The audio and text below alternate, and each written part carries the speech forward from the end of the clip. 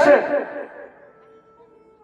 के पास जिस समय लेकर के चलते हैं बालक वसुदेव जी, और जैसे कंस के पास पहुंचे, कंस के पास दिल तो था, भले ही पत्थर था, लेकिन पत्थर भी पिघल जाता है। जैसे देखा नवजात शिशु को, सुंदर बालक को, आज कंस के हृदय में दया जागी। ना ना ना ना, ये मेरा काल नहीं हो सकता है, देवकी का 8वां पुत्र मेरा काल है, और इस बालक को मारकर मैं नाहक क्यों हत्या लूं? ये तो मेरा भांजा है। कहा वसुदेव, तुम धन्य हो, धन्य हो, तुम वादे के पक्के हो, और जाओ, तुम्हें लाख लाख बधाई है, और ले जाओ इस बालक को, ले जाओ। जैसे कंस वहां से चलने वाला था, तब तक नारायण देवर से नारद आए और कहा, क्या है कंसराज? कुछ नहीं महाराज, भांजा आया है। अरे कहीं भांजा नहीं है तो तुमका भांजी? कह नहीं महाराज, ये देवकी का प्रथम पुत्र है। कहा ये प्रथम? एक कमल का पुष्प लिए थे, कहा बताओ इसमें कौन सी 8वीं है, कौन सी पहली पंखुड़ी है? वृत्ताकार में 1 2 3 4 5 6 7 8, आगे से गिनो, 8वीं पहले, सभी 8वीं, सभी पहले। कहा जिस तरह से पंखुड़ियों का क्रम हो सकता है, ऐसे बच्चों का क्रम हो सकता है। पहला अष्टम हो सकता है, अष्टम पहला हो सकता है। कतनो नरज्ञानी होई, और कहे सुने से मत भ्रम। कंस तुरंत बदल गया विचार। अरे वसुदेव इधर आओ। जैसे कंस वसुदेव जी आए और बालक का पैर पकड़ा और उठा करके शिला पर, आज अफसोस भरे वसुदेव पहुंचे देवकी के पास।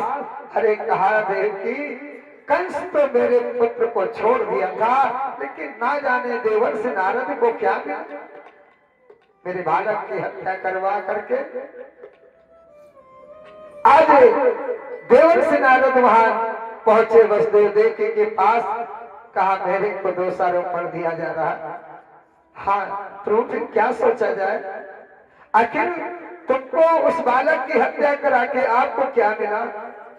कहा इसका रहस्य अगर जानना चाहते हो,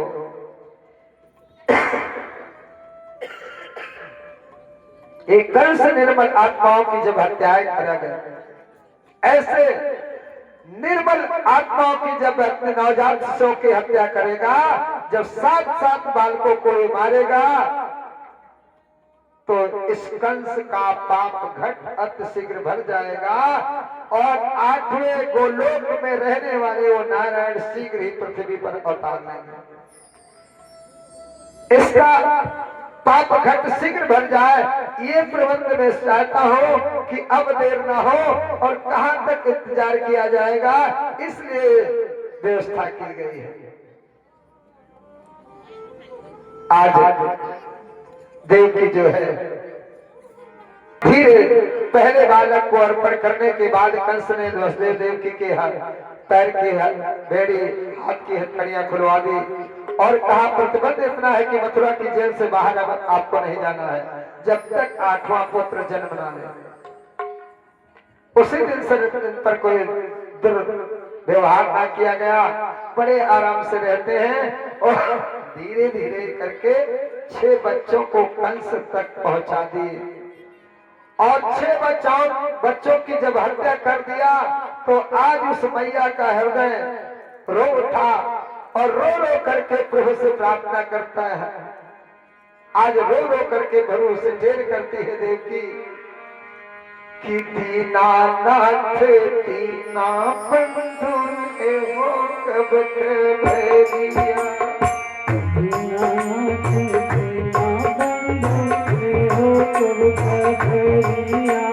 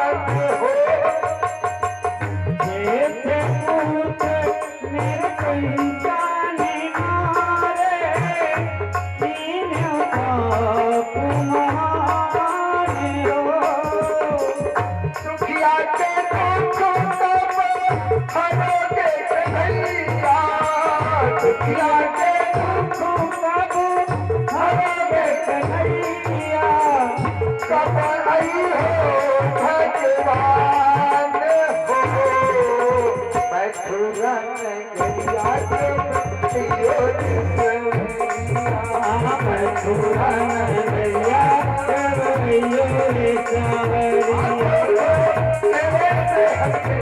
संकट करे हटे मोहे दो करे दो दीनानाथ दीना बंधु देव पुरखरिया दीनानाथ दीना बंधु देव पुरखरिया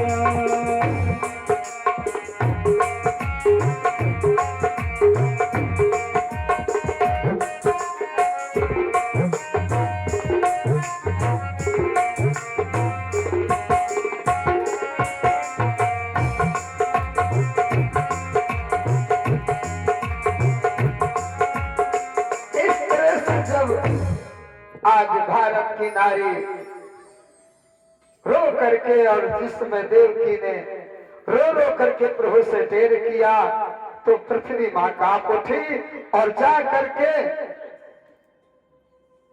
विधाता की शरण में गई ब्रह्मा जी के पास। हे विधाता कोई उपाय करो, मैं इन पहाड़ों का भार, पेड़ों का भार, सारे संसार का भार तो सहन करके मुझको कोई दुख नहीं है, कष्ट है, लेकिन एक पापी के पाप भारों से मैं दब जाती हूँ। महाराज कोई उपाय करो। सारे देवता मिल करके भगवान से ढेर करते हैं। जब दीन जनों की पुकार होती है तो आकाश से आकाशवाणी होती है कि सभी देवताओं को आदेश मिला कि तुम जाकर के गोकुल में बाल गोपाल बन करके मेरा इंतजार करो। वेद ऋचाओं को आदेश दिया कि तुम जाकर के गोपियां बन जाओ और मैं भी आ रहा हूं, तुम्हारे साथ बाल लीला करूंगा और बाल सखाओं के साथ अपना बाल लीला करके और इस आतताई कंस के अत्याचारों का अंत होगा।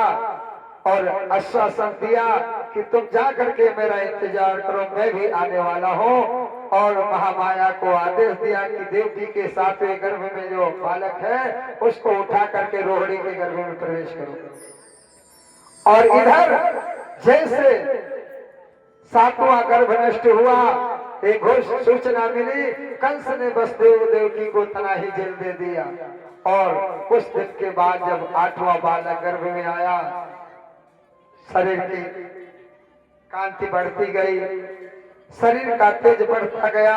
ये देख करके कंस को विश्वास हुआ कि अब की बार जरूर आ रहा है मेरा शत्रु। चार चार पहरे वाले, हाथ में हथकड़ी, पैरों में बेड़ी, तनाही जेल दे दी। कोई भी वसुदेव और देवकी से मिल नहीं सकता है। और इधर भादों का महीना था, कृष्ण पक्ष की अष्टमी तिथि, दिन बुधवार था और रोहिणी नक्षत्र था। अर्धरात्रि के समय उस दिन देवकी ने एक स्वप्न देखा कि उस घनघोर रात्रि को पूरब की ओर देखा कि एक प्रकाश दिखाई दे रहा है और प्रकाश में एक छोटी सी मूर्ति दिखाई दी और मूर्ति धीरे धीरे आगे बढ़ती है तो मूर्ति का आकार बढ़ता है। और जैसे दूर पर कोई हवाई जहाज दिखाई देता है तो जो जो आगे बढ़ता आकार बढ़ता है, ऐसे उस मूर्ति का, चतुर्भुज मूर्ति का आकार बढ़ते बढ़ते इतना विराट रूप धारण किया कि सारा संसार उसी में समा गया। और ये देख करके एकदम से चौंक करके देवकी कहती, तुम कौन हो जो इस तरह से मुझे लीला दिखा रहे हो? तो आज भगवान सोचते हैं मैं आज्ञाकारी बन करके आया हूँ और मैया अगर पूछ रही तो परिचय तो देना पड़ेगा, बताना तो पड़ेगा। तो आज भगवान अपना परिचय क्या दे रहे हैं कि अगर भक्तों के हृदय की में झनकार हो रहा हूँ, ओ मेरे और में उनका आधार हो रहा हूँ। भक्तों के हृदय की में झनकार हो रहा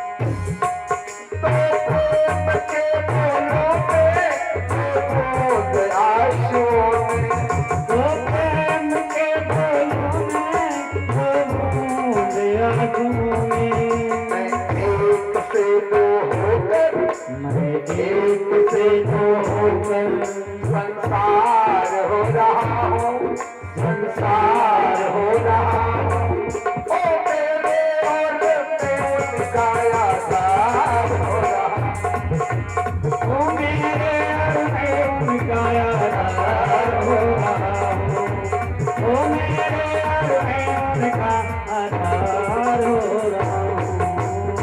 आज भगवान जब अपना विराट परिचय दिया तो ये परिचय पा करके आज देव की मैया और भयभीत हुई कि ऐसे दर्शन से बाज आई, ऐसे प्रश्न से, अरे मेरी समझ में नहीं आता।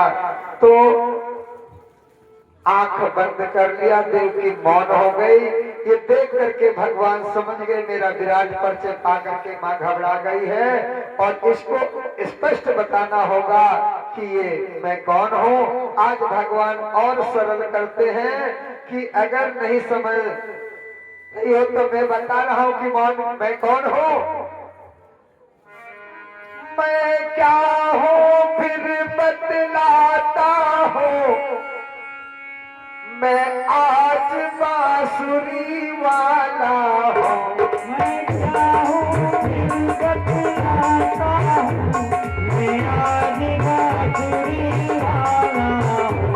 बेकारा की तपस्वी अष्टम में लाल तुम्हारा हूँ। बेकारा की तपस्वी अष्टम में लाल तुम्हारा हूँ।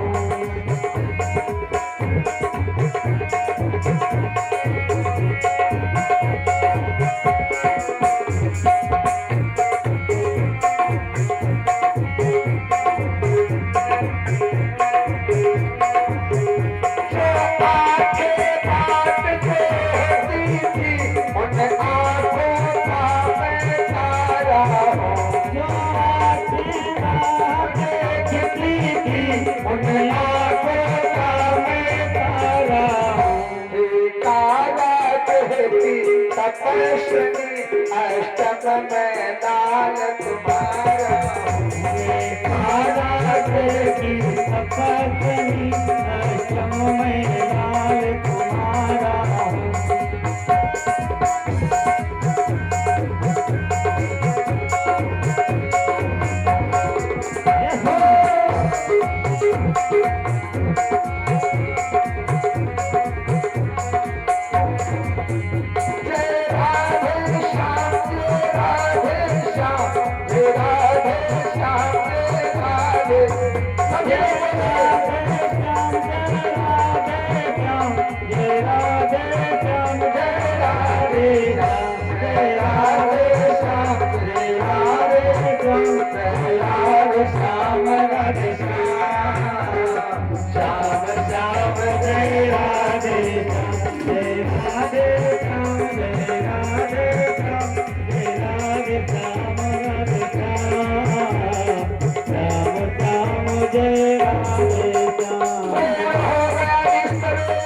ओह सुख स्वप्न